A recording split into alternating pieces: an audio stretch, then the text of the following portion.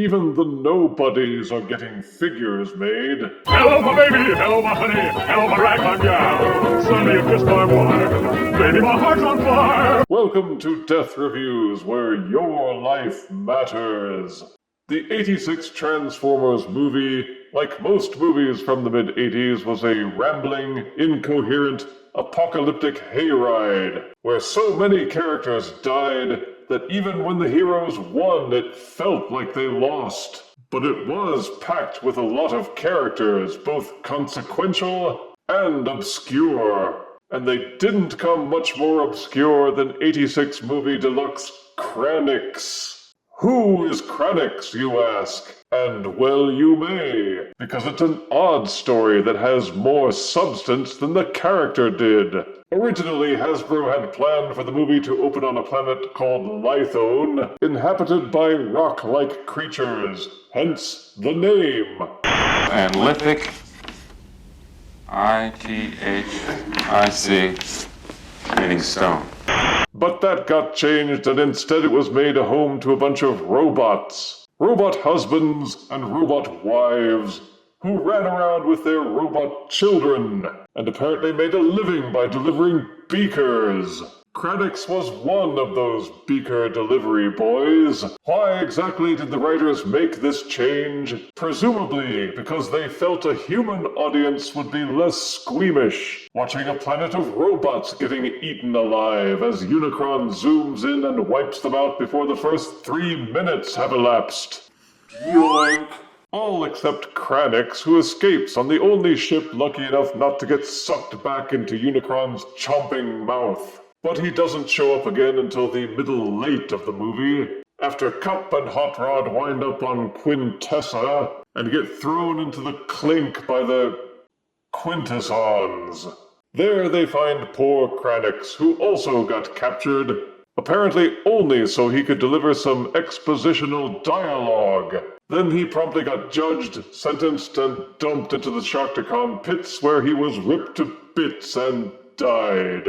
Yoink! But that doesn't mean Hasbro isn't prepared to give him an action figure. Now that they've covered all the main characters, they're free to dip into the well of obscurity and start doing the bit players. See Deluxe Kranix in his plastic window box. The character art carries over to the side panel where you can see the shadowed gloom of the Quintesson Judgment Chamber. See both modes pictured on back with a bio nearly as short as his screen life. Kranix encounters Hot Rod and Cup after they are captured by the Quintessons.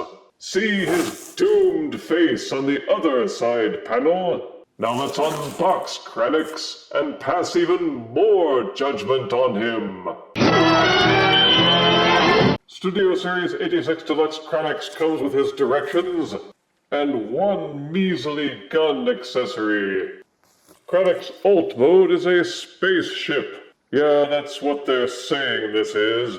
You can tell with a quick look that the designers started off with the robot mode and worked backwards. This is definitely not the best foot forward. The colors are primarily magenta and a greenish gray, with some actual gray. But the colors don't do anything to mask the slipshod nature of this alt mode. The materials at least feel good. None of it's particularly thin or flimsy, and all the joints feel nice and tight. Good thing too, because tight joints are pretty much the only thing keeping this mess in shape. More on that later. As for the general aesthetic, well, just look at it. You can see it's a robot that's been wadded up with a couple of fin-like protrusions as the only indicators that it's supposed to be a flyer. The robot head is poorly hidden right up in front with what looks like a duck bill over the mouth. The robot arms are hanging off the sides, with the legs folded up in the back as engines, and no parts on it at all seem contiguous. There's no joining or flow to hold it all together, except in the very barest sense that the parts are connected, and therefore part of the same figure. The front doesn't seem to join in smoothly to the body, neither do the wings, neither does anything on the back end. It's like a Frankenstein's monster with the parts of other figures glued together. All of these screws exposed on top give it an unfinished feel. On the underside, there are no landing gear or wheels, and you can stand him up just as easily as laying him down. He doesn't look any better from any angle either. Flip him upside down and it looks just about the same. Possibly better since you can't see the robot head anymore. In fact, if you use the robot waist to invert the lower half, in some ways it makes the alt mode look better. You lose the visibility of the rear dorsal fin, but it was never very prominent anyway, and the two rear side fins take its place just as effectively. It covers up the ugly leg joints anyway. But no matter how you configure Kranix, he looks like some kind of half-baked space duck. Beyond even that, it doesn't seem as if any of the parts tab together anywhere to hold the alt mode together. There are no tabs holding in the duck bill, no tabs or pegs to hold the wings in place. It all unfolds with enough pressure. Same for the legs and the rear engine sections. Friction is pretty much the only thing which holds anything in place. Bah! For play features, there is a lone 5mm port up top, where you can store the weapon. There's one open port just above each rear wing. Those appear to be the only options for accessorization. Maybe if Kranix had had more ports, he could have fought off the Sharkticons. To his credit, it looks like they used a lot of paint applications, and that was where all the cost got sunk. To transform Kranix to robot mode, first flip up and close the rear wings. Towards the front of the ship, fold out these little gray air intakes. At each side of the ship, unfold the arm and shoulder sections. Underneath the front wing, you'll see the robot fist. Flip and fold it out, then finish folding in the air intake sections to fill the arm. Fold down the front wing to become the side arm panel. And repeat for both sides. Take the top of the ship, fold it up and out of the way. Split the robot legs apart. The robot knees are hinged and folded inside the shins. Extend them out. Then you will see that the rear dorsal fin folds down and tabs in place. And repeat for both sides. What was the canopy of the ship accordions, folds in, and clamps down to become Kranix's back. You can guess pretty much by looking that the arms continue to fold up, hinge, and tab into the sides. Then rotate the arms so they're pointing down. Hinge the elbows so that the arms bend forward. And repeat for both sides. Rotate what were the engine thrusters so that the toes of the foot are pointing out. The robot abs fold down. The duck bill folds down away from the face. This whole section hinges down. Keep folding it down while using the secondary hinge. Tab it down in place. The duck bill folds up and pushes in to fill in the robot chest. Then just tab the abs back in place. You unfold and hinge upward to reveal Kranix's little robo goatee. Then angle and fold the head down. The transformation is simple, effective, and anything is an improvement over the alt mode. I was prepared to give Kranix a right panning because of the ugliness of the alt mode, but he is a curious transformer in that his transformation changes him from something that was really crummy into something pretty good. The robot mode fixes everything that stunk about the alt mode. The colors are pretty much the same, but they just seem to flow better. Even with the head and its two-tone crests, and a magenta stash. They were obsessed with giving Transformers facial hair in the '86 movie.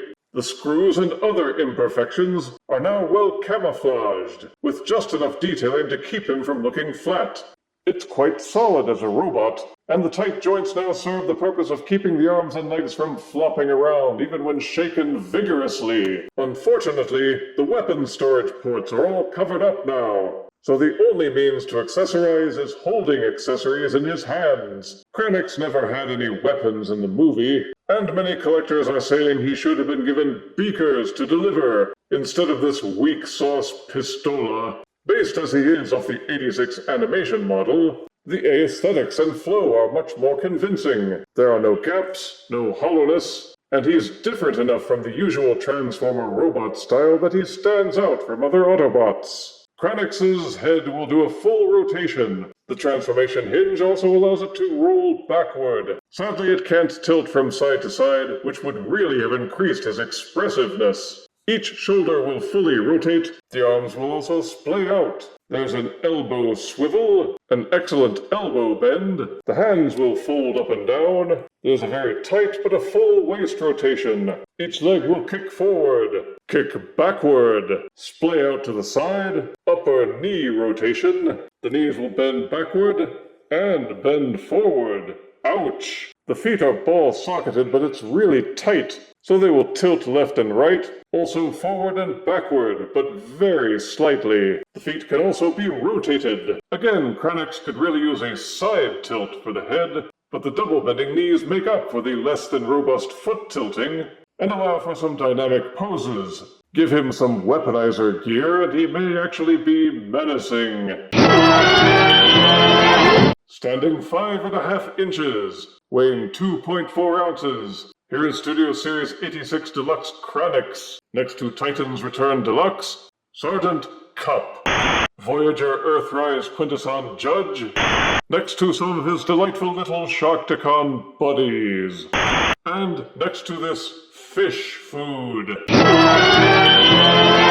I dismissed Kranix at first, based on the initial reveals and screenshots. I was never enamored of the robot mode, and the alt mode sure didn't win me over. But I've grown to appreciate having this two-time Lithonian failure among the other 86 figures. Positives are the robot mode is excellent. From the colors to the articulation, it's just kind of fun to fiddle around with. Particularly if you have an army build of Sharkticons to pair him up with. Give him the ability to transform, and it's all magenta gravy. Negatives are that the alt mode is terrible. They didn't even try anything that might interfere with the robot mode, and the alt mode suffered because of it. Weapon storage options and accessorizing options are very low. He could really have used a better foot tilt, and a leaning head, and a better weapon, and his beaker delivery tray. Perhaps third-party companies will equip Kranix better. If you plan to keep him in robot mode, that's probably for the best. But if so, there's not much point in having made it a transformer, unless you occasionally use the alt mode to remind yourself how much better he is as a robot. But despite the good robot mode, the number of negatives draws his overall score down to 6 out of 10 deaths. Yoink! If you refuse me, honey, you lose me. Then you'll be left alone, oh baby. Tell them all and tell me I'm your own.